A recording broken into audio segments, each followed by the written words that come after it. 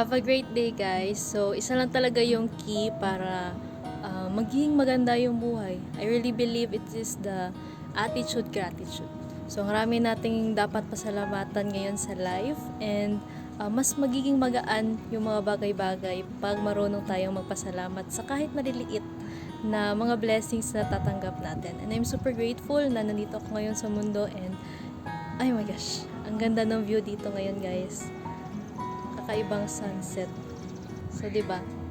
Ganyan lang yung buhay, guys. Kahit maliliit na blessings, mabibless ka with bigger ones kapag marunong kang magpasalamat sa mga bagay na natatanggap mo. Maganda man or hindi, it is a matter of how you view your life. Kaya, maging mapasalamat ka. Have the gratitude attitude. Kasi isa yan sa mga key para mas maraming blessings.